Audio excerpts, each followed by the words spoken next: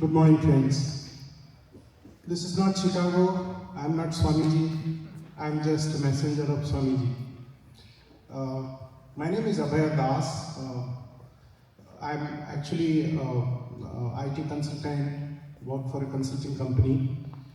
But what inspires me to work for the community and to help each other and understand different people, connecting with different people and trying to learn as well as trying to give whatever I could give. So it's a great opportunity for me to be part of the first G Yuva. When Siva told me that it's going to start it, I said yes, this is an excellent job. Although this is the first instance, we have this quiz, we have average participants, but I'm sure going forward, when you will become messengers, and as you say, 2% of what we are doing today, if you can grasp and then spread it across, we will be more and more people coming here, where we have to register and close the registration as quick as possible. So I will start with some speech which I, of course, I can't justify to have my own speech when I'm talking about Swamiji. So there are some extraction which, of course, nowadays you can get it from AI and all. So some of his teachings with my experience I would like to say. So we gather to celebrate the birth anniversary of one of India's greatest spiritual leaders and global visionaries, Swamiji, Swami Vivekananda. Though he was born in India and his message was meant for the world, it's especially meaningful for us as Indians living in the United States, raising the next generation in a truly global environment.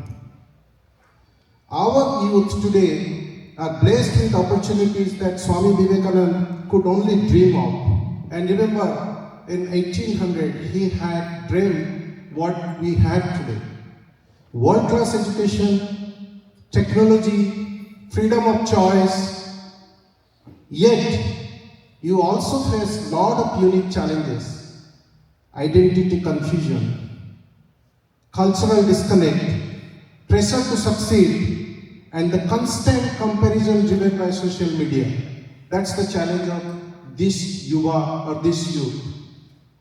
But centuries ago, Swami Vivekananda gave a powerful solution when he said, you can't believe in God until you believe in yourself.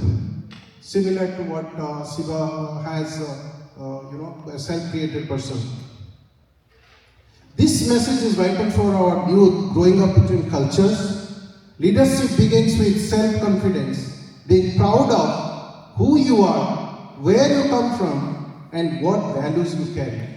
The key point is values, which we are focusing here in today's sessions. And in Chicago, 1893, Vivekananda did not represent India with wealth or power. India was a poor country that point of time was referred as a snake charmer's country. But what he represented with character, clarity and courage. He showed the world that leadership is rooted in values. Today, whether our youth become engineers, doctors, artists, entrepreneurs or public servants, they must remember that character is greater than their credential, which is very, very important. In today's fast-paced world, success is often measured by grades, salaries and titles. Swami Vivekananda reminded us that true success lies in service, discipline and fearlessness. He said, strength is life, weakness is death. This strength is not the physical alone. It's mental resilience, moral courage, and the ability to stand up what is right and the value you carry.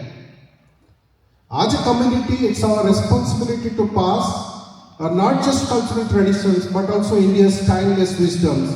Our youth must learn to blend the innovation of the West with the spiritual depth of the East. Remember our Sanatan Dharma, remember our rishis who were much more ahead of the time, and they had a lot of things which now this third world is following.